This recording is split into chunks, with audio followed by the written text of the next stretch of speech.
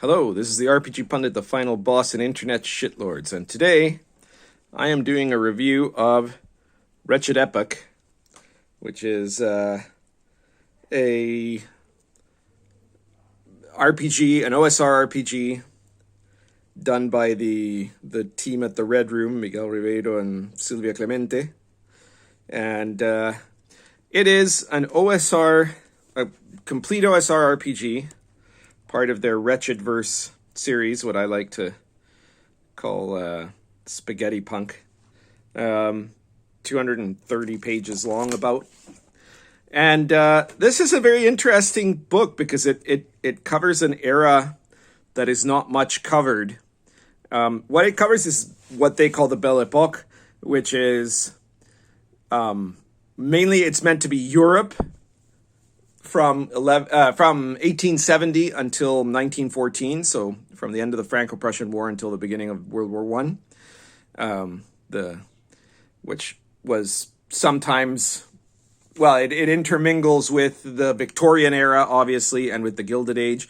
The emphasis here is on continental European adventuring during that period.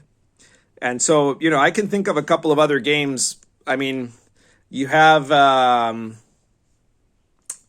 Space 1889, for example, is in the same period, but it's a science fiction type game and it's set mostly off planet. You have Raiders of Ryle is set in 1910, so right at the end of that period. And so it's kind of similar in a way. And then, of course, you have several Wild West RPGs, which are set during that period, but they're set in the American West, so it's a very, very different genre. The genre of Wretched Epoque is basically, let me see if I can find an illustrative page for this. No, that's not right. Hang on, there were some artworks scattered about. That's not it. That's the material section. Anyways, you're getting a little glimpse of it so far. So, like, this is the genre of the game is a little bit complicated to understand. For starters, because it's the Wretchedverse, it assumes that your characters are essentially, at best, deeply flawed people with, like, terrible vices. And at worst, just human scum, right? So you're not meant to really play, like, this isn't a good versus evil black and white type of thing, right? Jeez, I can't find the page, but there was an illustration here that I wanted to use for this video, and I just can't seem to find it now.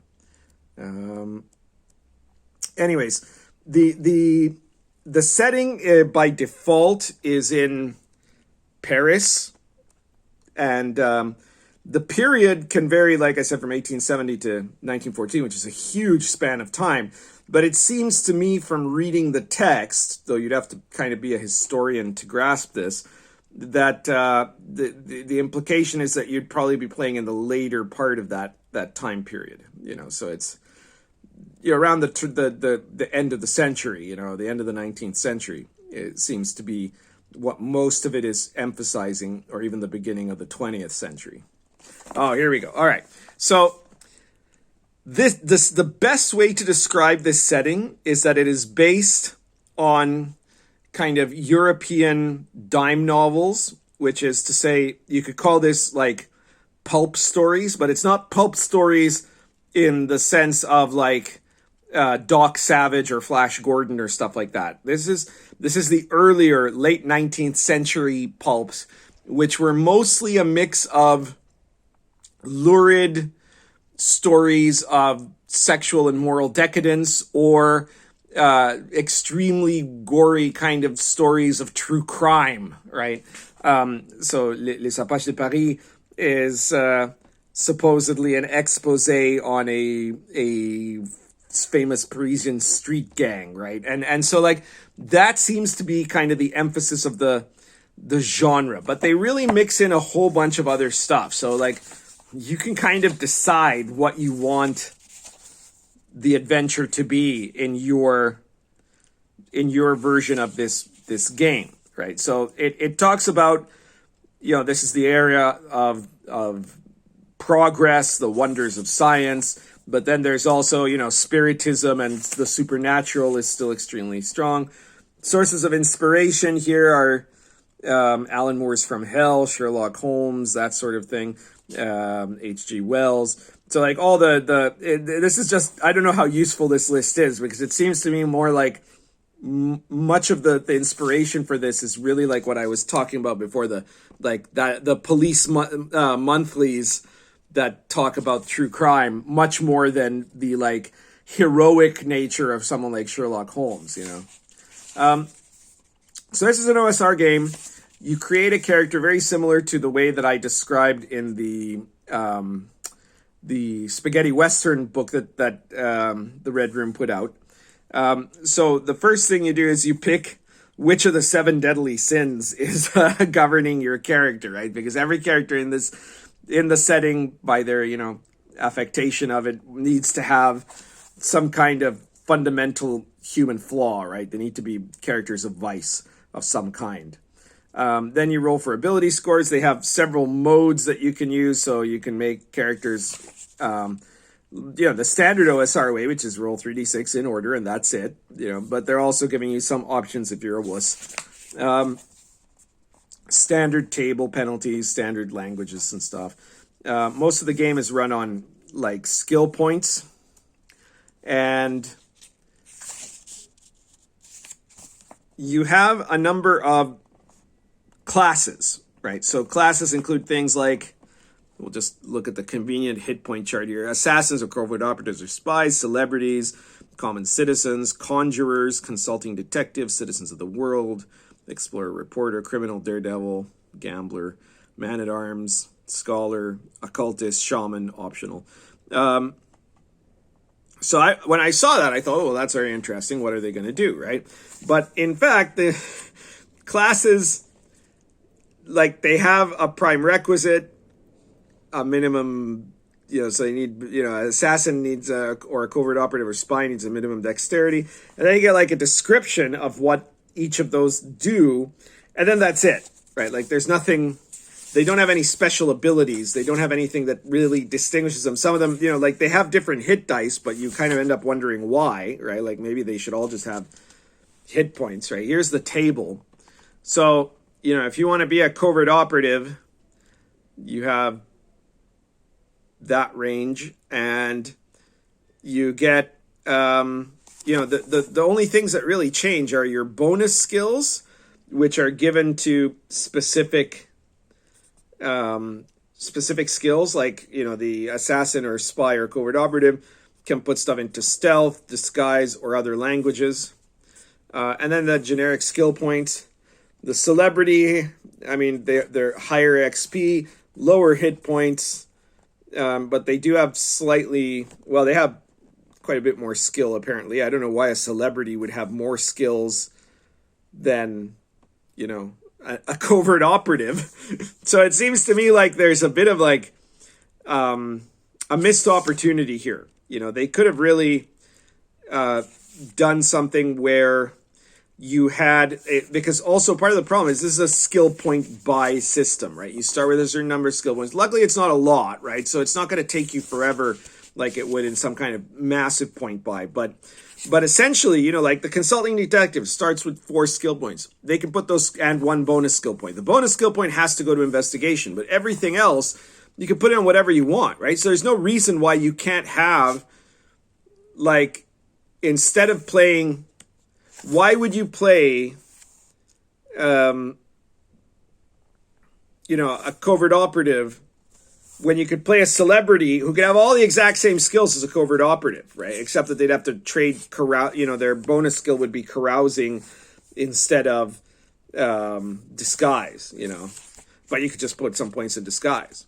So it seems to me like they should have done more niche protection. If they're going to have skills that are... if you're going to have occupation as class, then the occupation needs to have specific skill benefit sets, right? Like they should have kind of gone with what I did in the Invisible College, where in the Invisible College you end up, well, trying to find here where we have it.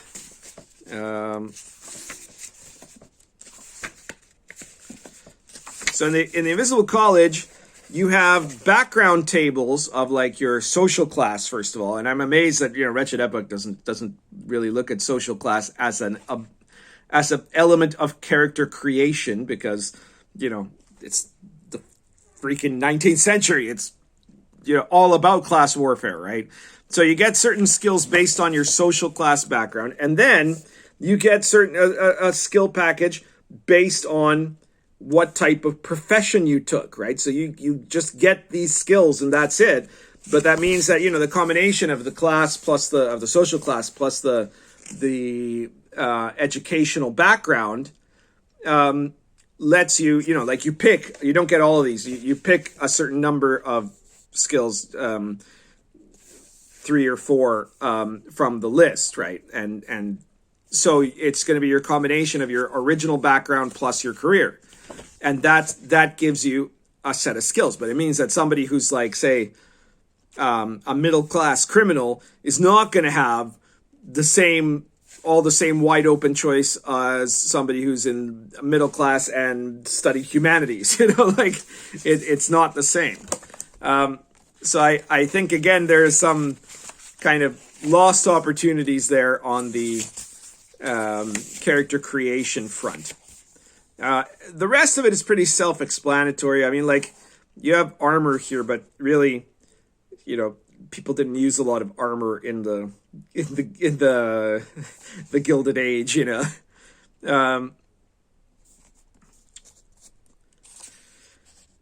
money and equipment. This is funny because here they do it in dollars. But later you see in the equipment it's in francs. Luckily they seem to have remembered that and told you just multiply it by 5 for francs. Aging, alignment, the basic skills.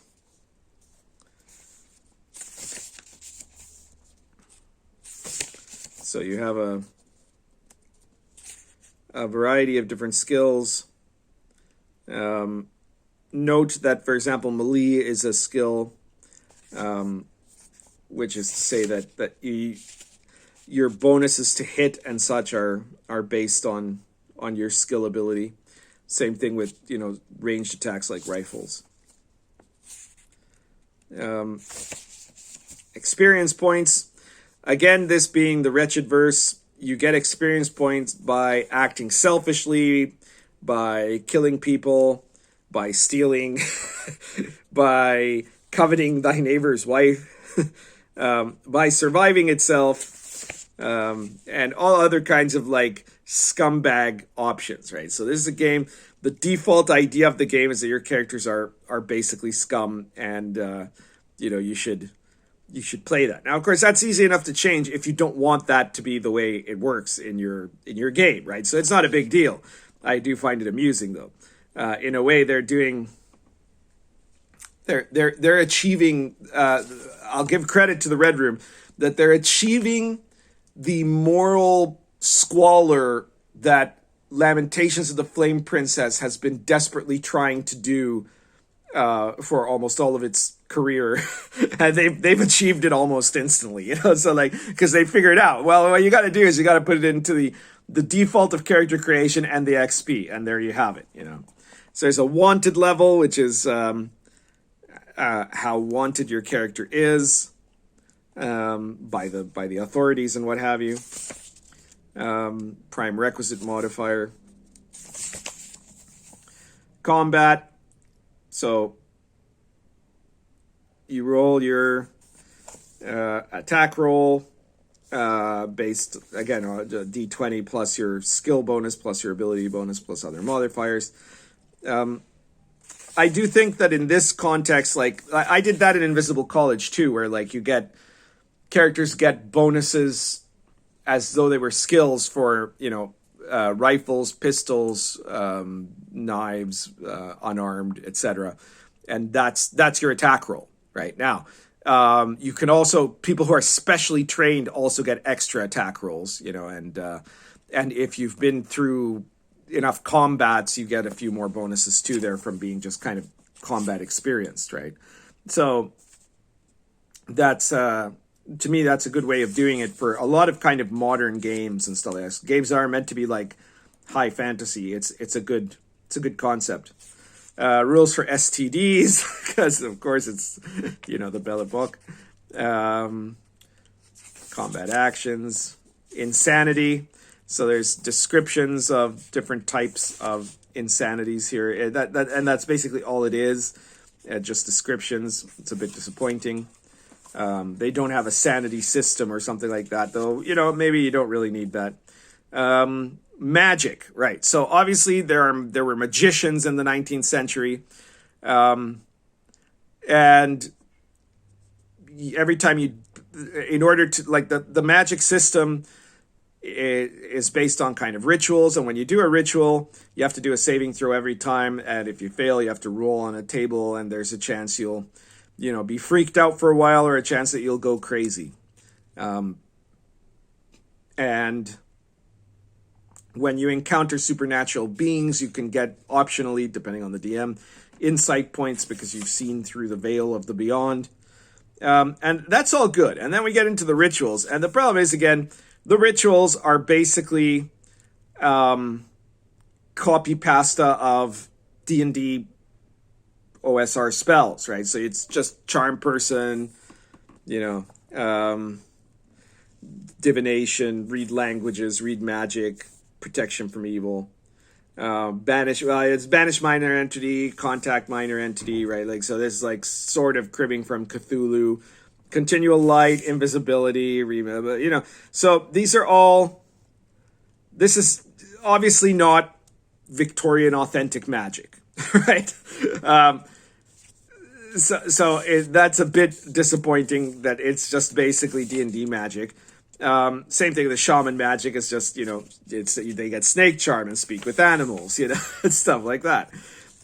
Now, one thing I will say is that Wretched Epoque could be a very good resource if you want to run. Well, you could run in Wretched Epoque and use stuff from Invisible College, but of course you could also run Invisible College in the 19th century and use Wretched Epoque as the inspiration for that, right? Like, so you would have the Invisible College operating in London or Paris in the 1890s, and this would have a lot of good material that you could use in a campaign where, instead of the Invisible College being set in 2022, you set it in the Victorian era. They make a good team, I have to admit. Of course, you'd want to use the magic system from Invisible College. What else you use would be kind of up to you, I guess.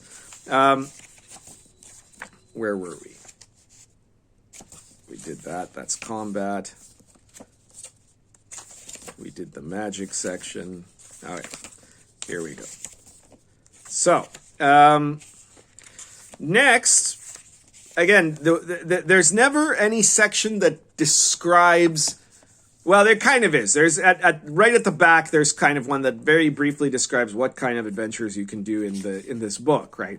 But what you get is a whole bunch of implied setting. I mean, there's a section with monsters, right? So obviously there can be monsters in Belle Epoque, or rather in Wretched Epoque. So the monsters are, a variety of things that you can see from a combination of like D&D stuff, Cthulhu stuff, and stuff that was from actual kind of pop culture of the era, right? Like the big owl monster. Demons, dinosaurs, all kinds of stuff like that. And so some very weird creatures from the beyond. Like, this is like a basic Lovecraftian sort of stuff. And common animals. And after that, we get to a timeline from 1871 to 1914, I believe. The timeline is mostly historical stuff. A lot of it isn't probably stuff that you're going to use in your adventures. Some of it is off. For example, that should be Alexander, not Nicholas II. But it's mostly all right. I mean, it's good. It's good, especially once you get like into the 1880s and it talks about the stuff in Paris. You could use some of that if you're going to set the game in Paris. You know, it's a nice timeline. I'm not gonna complain about it. Esoteric orders and secret societies. So obviously that's another thing that there will be in the game if you want it to be. Freemasonry, Rosicrucians, the Hermetic Order of the Golden Dawn, the Theosophists, the Ordo Templi Orientis, then the Illuminati. The Illuminati were not a very big deal back then, but they were never really. I mean, they were a big deal in 1776 to 1786, and that's it. But what I mean is, people didn't talk about the Illuminati in the 19th century. They had been forgotten about. You know, they weren't important at all. That came back much later, and mostly because of a hoax in Playboy magazine. Anyway, interesting story about how the Illuminati came back as a conspiracy theory. Black Hand, Black Dragon Society, Knights Templar, Spiritism, some random tables to generate your own cult name. I thought that was kind of cute. Criminal masterminds. This section I found very interesting because it gives you like biographies and stats and kind of plot hooks for characters, let's say, of the police serials and the, you know, true crime stuff, that I think is like the most useful part. Because the Cthulhu stuff is fine, the magical secret society stuff is fine, but it, you know, that's been done, right? But this is like where your characters are messing with the criminal masterminds of Paris. You know, that's quite interesting, I think. You know, and there's quite the characters of the period based on the pulps more than on reality, right? This is not totally credible stuff, right? Then you also have mad scientists. And the mad scientists are quite interesting here because they have this very Victorian style to them, right? So there you got George Watholet he's a zoologist, became obsessed with pterodactyls, found a preserved pterodactyl egg, and then he wants to use galvanic energy to cause the egg to hatch, you know. and this is like, you know, it's probably a true story. I'm not sure. I haven't looked it up. Or it's, if not a true story, it's a very credible Victorian story. It's the kind of nonsense these guys did back then, right? But it makes an awesome plot hook when you think about it, right? So in a way, having like dealing with these types of wackos is in some ways more interesting to me than the other stuff, right? And then you get the Parisian underworld, and it talks for quite a long period about the Apaches of Paris. For, you know, it was a term for the gang underworld of Paris in the Belle Epoque. Very, very sensationalized in all kinds of true crime serials of the era. And so, yeah, this is the gang life, right? And so this is obviously another thing you can do. You don't have to run it with supernatural creatures or, you know, secret societies or even mad scientists. You can just do like the gangs of Paris, right? And being part of the criminal underworld of Paris. You know, it's quite good stuff. It's a 1-page section on mesmerism. I don't know why. It serves no useful purpose. Law and Order, where it talks about law enforcement, how the whole police system worked, the Dreyfus affair, the first, you know, consulting detectives, so to say, private eyes.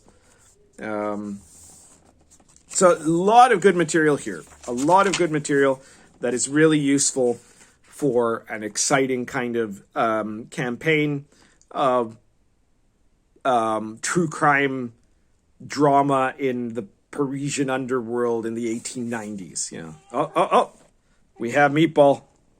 Meatball has come to check on this book. What do you say, Meatball? What do you think of the Belle Epoque? Oh, okay, fair enough. Stuff on the paranormal and the supernatural, including stats on a pterodactyl, I believe, somewhere in there. Vampires of Paris. The Beyond, which is just their term for kind of Cthulhu land. So a lot of stuff there on the supernatural, which, you know, obviously you can make a part of the game. Combine it with Invisible College. That would be a great way to do this. And then you get a section on Paris itself, a guide to the city, all kinds of stuff about like lifestyle there, you know, the illumination, the food, and a section-by-section description of the arrondissements. The arrondissements are like the organized neighborhoods of Paris, right? The Paris is divided into various sections, which are each detailed here. And it's good. It gives you all the info you need to like set your game in Paris if that's what you want to do, and that seems to be the preferred option of the authors, because you can see it covers a lot of stuff. Then we get into price lists in francs again, even though in the character creation you're given money in dollars.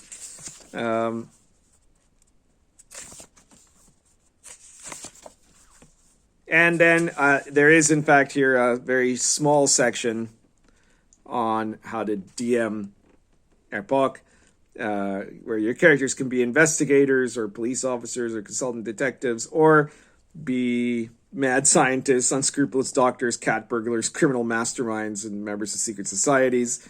So it's wide open, right? And I mean, in a way, that's good. It means this book can be used for multiple purposes. You could run a completely straight campaign, no magic, no supernatural, no pterodactyls, none of that stuff. That is just about gang violence. Or you could run something that is, you know, about occultists in France, right? Combining it with the Invisible College, perhaps. Or you could run something that's about, you know, like weird science in the turn of the previous century.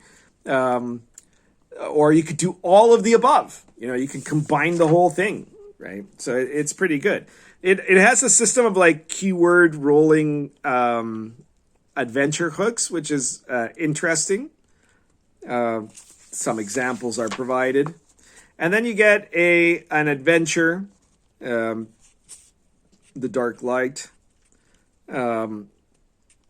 which is a scenario set in a burlesque show. And it seems okay. It's got, you know, magic stuff in it. For an appendix, it has a set of random encounter tables based on the tarot, the Rider-Waite tarot, supposedly, although they misspell it Raider-Waite. Not a very legitimate tarot anyway. So, it doesn't really matter. And, I mean, this is okay, I guess. It's more a gimmick than anything else. And then you got a section of fin de siècle slang. So, a belle de nuit is a prostitute that works at night, etc. And finally, a very nice map of Paris by arrondissements from the olden days. So that's quite cool. And the character sheets.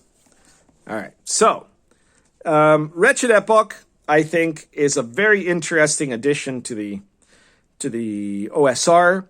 It's got material that's very interesting as source material. I think that, you know, on the whole, the system is okay, but I find a couple of flaws, specifically with the fact that the class system does nothing. It has no coherence to it.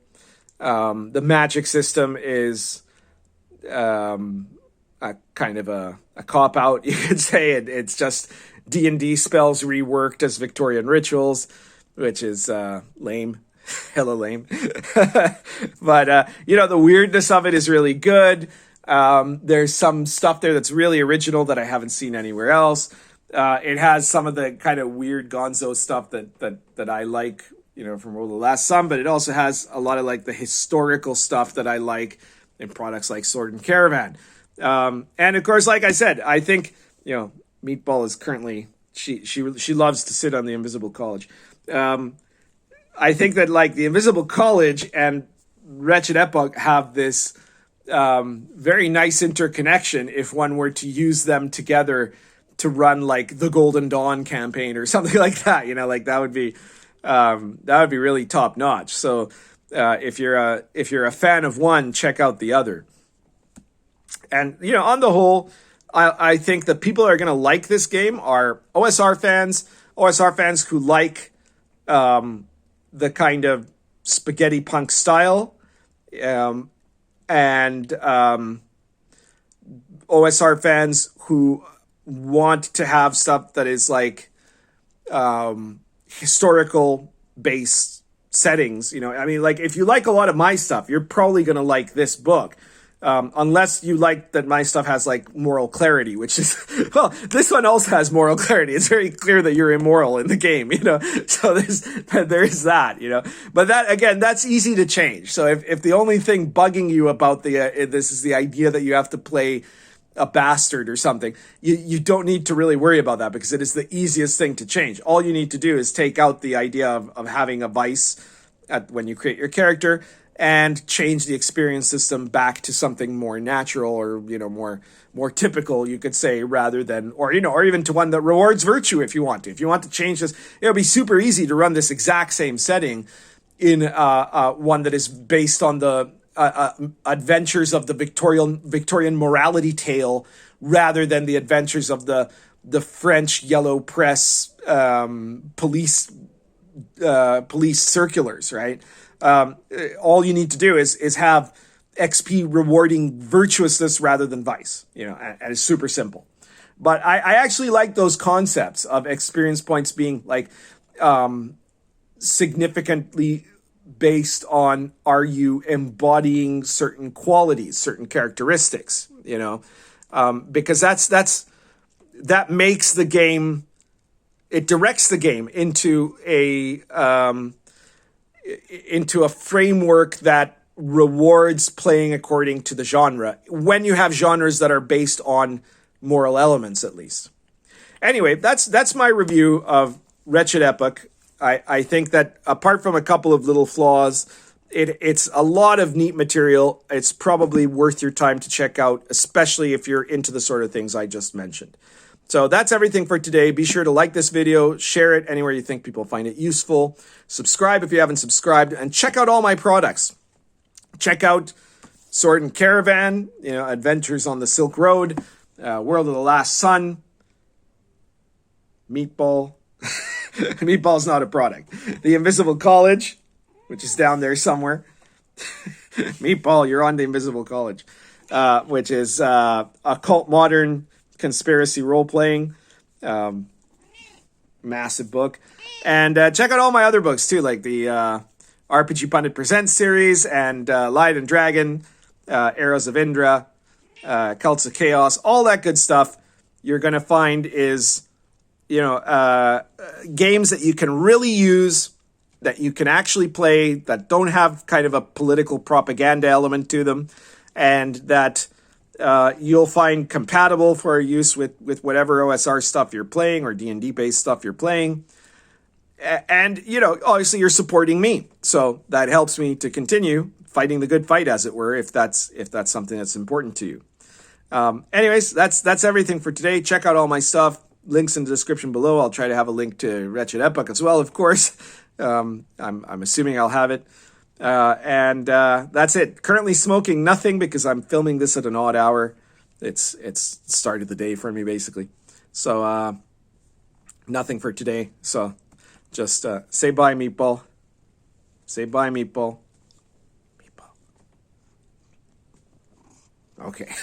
She said bye.